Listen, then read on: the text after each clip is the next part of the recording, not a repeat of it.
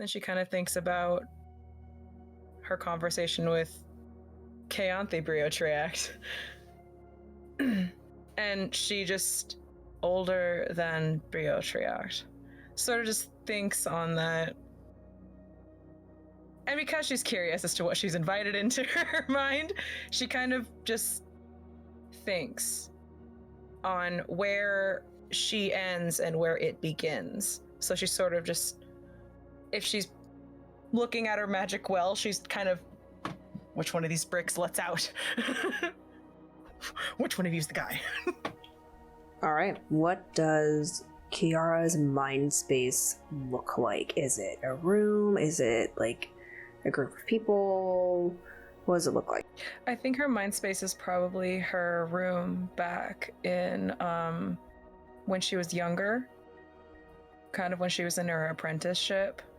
It's kind of like a small box type deal, stone floor, nice embroidered rugs and things like that to sort of give it some color, but it's still quite muted.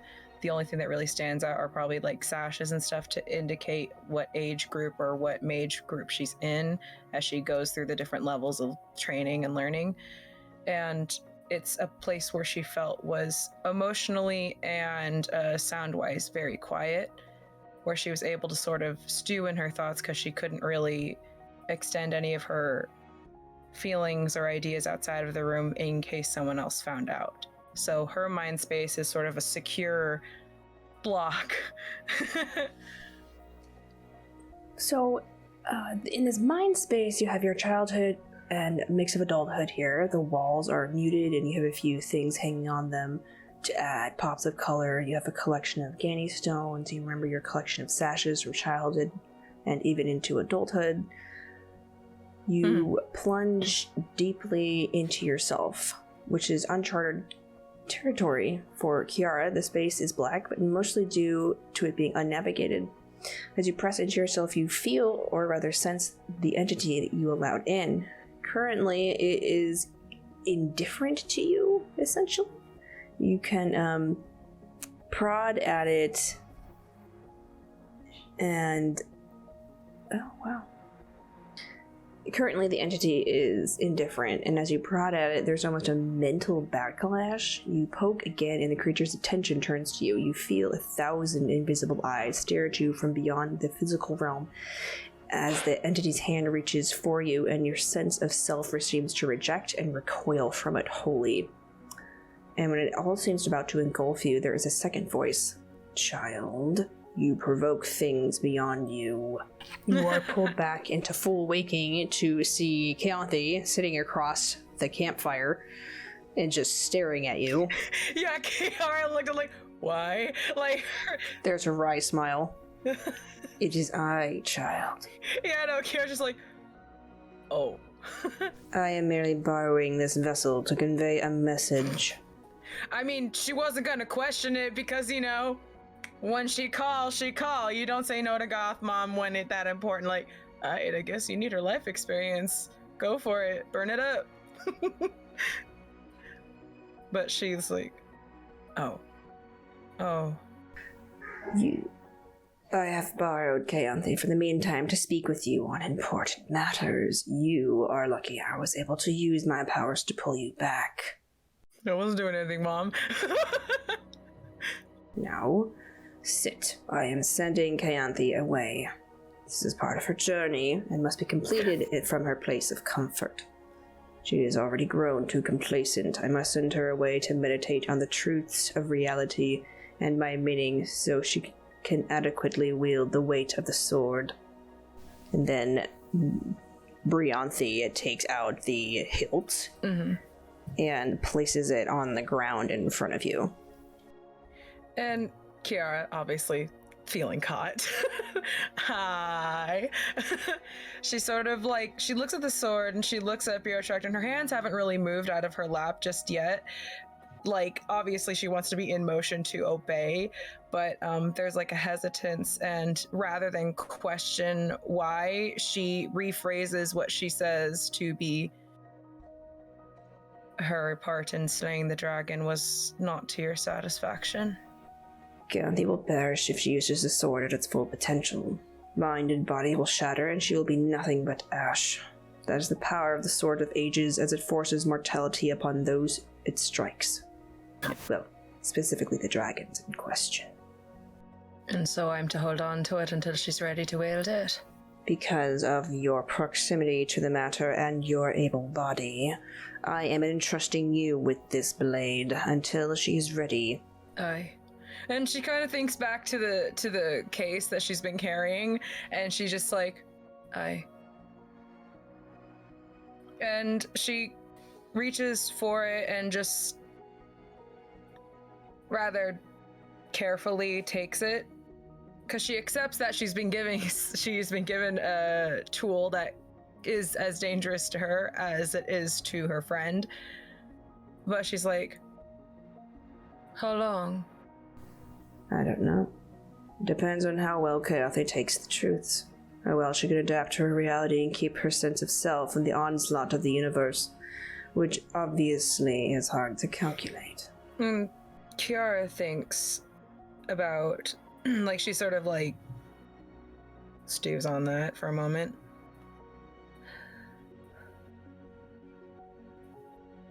And will she be going immediately, or will I be telling the others? Keyanthi will have time to tarry. She is delicate and must make her own goodbyes before she goes. Leave it to her to make her own goodbyes. How or if she says goodbyes is of no concern to me. Ciara has like a little bit of like a tight smile. She's like all in her mind. She's like, hopefully she's better at them than I am. Hopefully she does them at all. It's like the little tight. Now, since I have need of you and her body as keeper of the sword, I will use my own powers to deflect the attention of this ancient being of whom you have indebted yourself to, but I cannot contend directly. Ciara recognizes that's a favor, so she's like, only if it pleases you, goddess. I don't do anything that doesn't please me. Oh yeah, you have Avelius's amulet and now the sword. So after that, Bryanthi rises up and walks away, and she goes to Keyanthi's bedroll and lies down. Got an amulet and a sword. You have several long minutes to digest all of that. The night chills the air and the stars drift across the sky. You write in your journal and draw some things in it before there is a soft crunch in the woods. The sound of footsteps. You tense and then squint in the darkness. With your drow vision, you easily make out the silvery outline of a large quadruped. The tail of a lion and a silvery white mane and a long glittering horn atop its head. Pixies and small fae flutter around it in a buzz as it gracefully treads the landscape. The unicorn turns her head and you see long lashes set around deep purple eyes. Ciara loves everything that glitters, so this is just like eye candy. She spares you a long look, and in silence you look back. Mesmerized by this otherworldly beauty, time seems to grow still and slow. Unicorn. Then, as soon as it came, the unicorn silently tiptoes into the folds of the woods. Immediately tries to sketch it out inside of her little booklet, like, oh, that was so cool. I do have a question out of character. So I think Keyanthi wouldn't tell everyone about I don't know. Because Bjortrak told Ciara that Keyanthi was going to go. So I don't know if Keyanthi would feel like it's time to tell them that she's going to leave. So I kind of wonder if she's going to keep it to herself or she's going to try and announce it. Out of character, that's going to be great, because while your character percolates on that, my character is going to not so, but probably very subtly sort of imbue teeny little nuggets of guilt to be like, oh, yeah, I wish I said goodbye to my mom. Yeah, it was really terrible just to disappear. I remember I said goodbye to my friends and it was quite heartbreaking because they never expected. I never even said goodbye. I never sent out those. I guess my real question is, does Keyanthi know she's going to be leaving? And, yeah. All right, good question. She does give you flexibility on when you can go. It's just generally soon. Okay. So Yeah, she comes back and clarifies.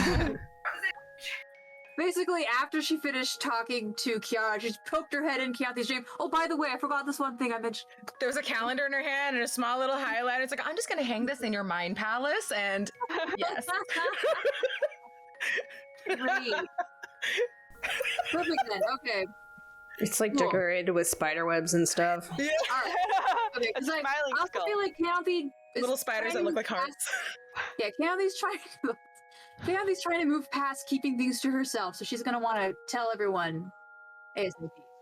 Yeah, sure. So when everyone's sitting down and eating breakfast at the campfire, you can just make your announcement.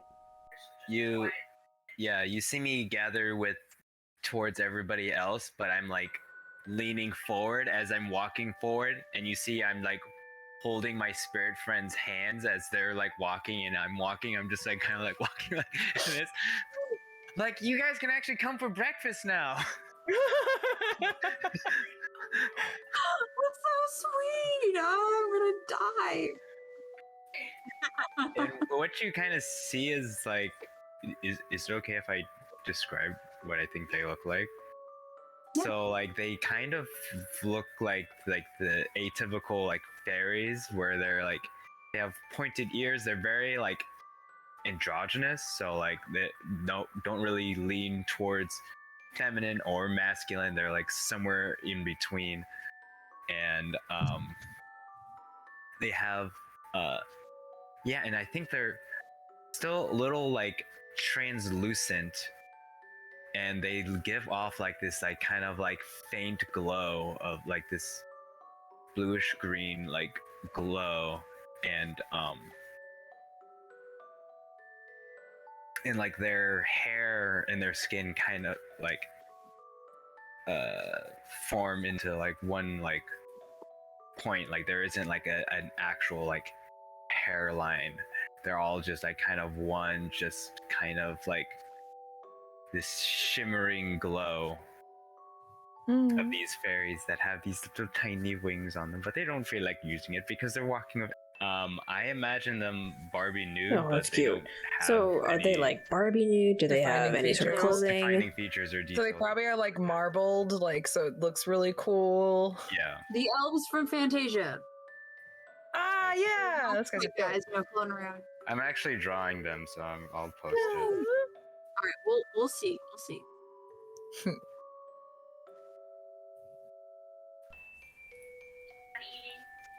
Yeah, so at this point, everyone's gathering up around the campfire for breakfast. They got their, plates out and they're munching on food. Is my exhaustion fixed, or do I have to rest longer? Yeah, Oh, your yeah. exhaustion's gone. your party people. Yeah, I'd say you've rested. Okay, I'm resting. Cool. Okay, great. All right, so Keyanthi, as everyone's eating, I'm sure people are chatting, especially because now we have our new friends, more NPCs with the spirits. It's a pretty big party. Breakfast too. I'm eating, and I'm just like, I'm glad we're all together. Caravan trying to eat his breakfast, but probably his siblings keep on eating off of it, and he's like, Stop. no. You have your Fine. own plate. Yeah, you want some? No. Yeah, but I want yours. Give it back. Nuale reaches over and steals one. He's going to sit in between Aravan and the siblings and kind of just be in the way, be like, "Oh, what do you have today?" Bodyguard, literally.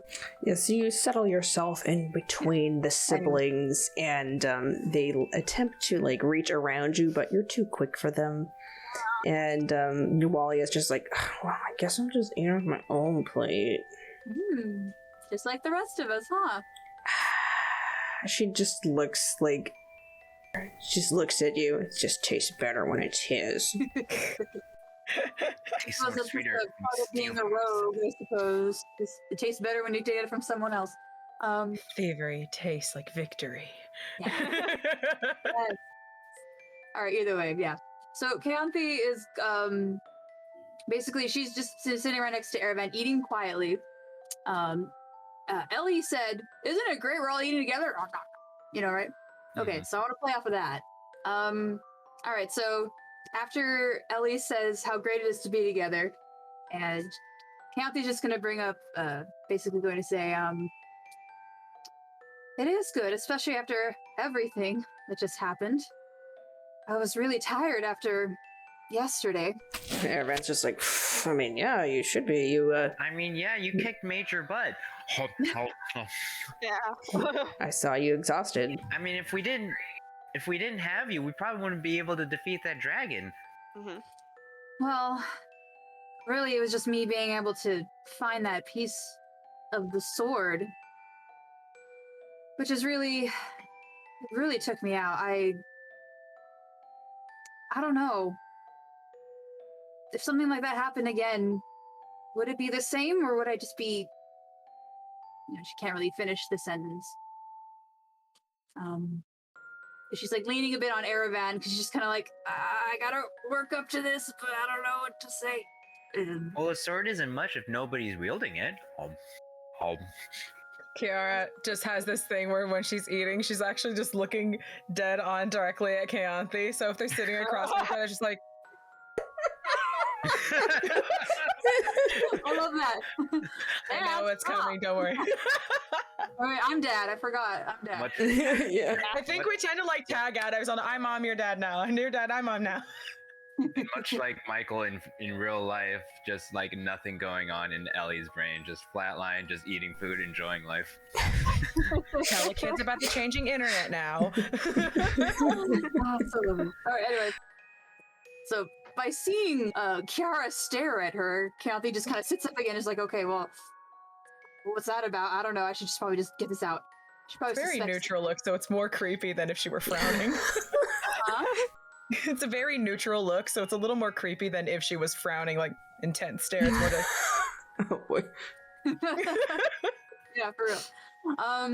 So Keyanthi stops leaning on Aravan and just kind of stands up in front of everyone very suddenly and just kind of... She looks into the fire pit, I suppose, that everyone's basically sitting around. Uh-huh. And she just says, I know that time's going to come again very soon when we'll have to use it, but I feel as though it's something that I need to do, but I'm so unequipped. What happened yesterday was sudden, out of need, but if... I can't be put out like that. If that was just one piece of the sword, imagine the rest of it. In my hands. I fear what could happen. I spoke with Bryanthi last night. She warned me of that it could be worse the next time, and there will be a next time, I know. But I also don't want to run from this anymore, but once I can, I have to leave. It's not because of anything outside or inside, it's just the truth. And I can't run from it anymore. Luna will kind of put like a comforting arm around Keyanthi. because of how Ciara's just like staring at Keyanthi, the fact that thou had like no, like, she just sort of nods, like, I get it. Get the feeling that she already knew. It's like, No, wherever you leave, we can come with you. You don't have to do this alone. It's not that I'm doing it alone, don't you? Bryanthi spoke to me, and she is guiding me. And I'm certainly not alone. Like, I told her, from the way that we act as a group, it's hard to keep us away from each other. And she kind of fiddles with the bracelet on her arm with the flashing lights. It's not like I'll be leaving so permanently, perhaps. Either way, there's more that needs to be done, and I don't want to have you wait for me, because there's already so much we have to do. Aravan grabs your hand and doesn't say anything for a moment, but then he asks, well, what will you be doing or going? A pilgrimage, I suppose the word is. When I started this journey, I was on a pilgrimage, trying to figure out what I could do in this world. But I never knew. And I still don't know what will hide beyond the other side of this. But it is...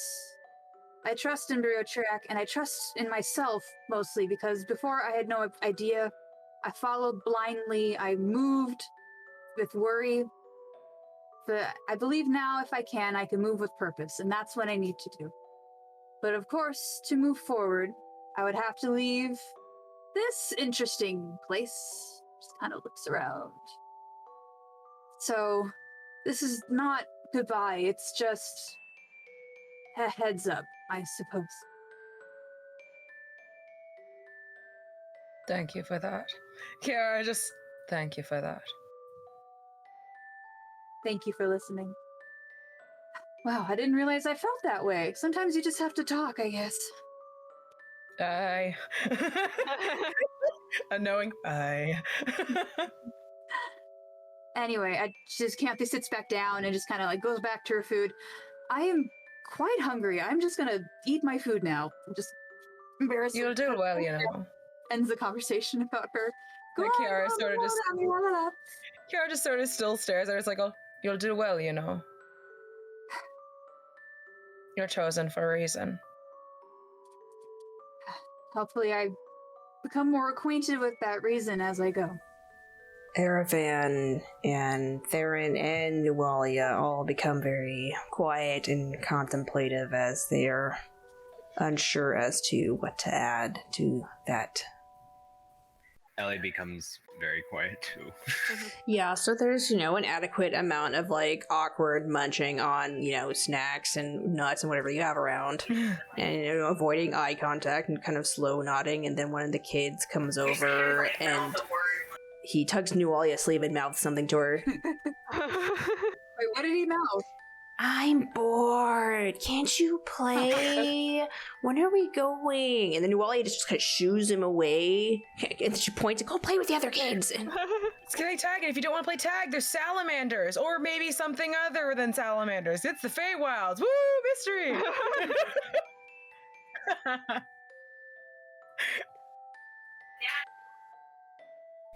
And after that, everyone packs up and they start heading towards the town of Foer. Then on the horizon and sort of thing, you see it. You see a little village beginning to take form. Hello, this is Tiffany, your DM. Thank you so much for listening to Dungeon Damsels. We really appreciate all your support. Please be sure to like, comment, and subscribe. That really helps us out. And if you're interested, we also have a Patreon as well as a podcast version of our show. You can find it on Spotify, TuneIn, Podcast, Podbean, and pretty much anywhere where podcasts are. Thank you again so much, and we hope to hear from you soon.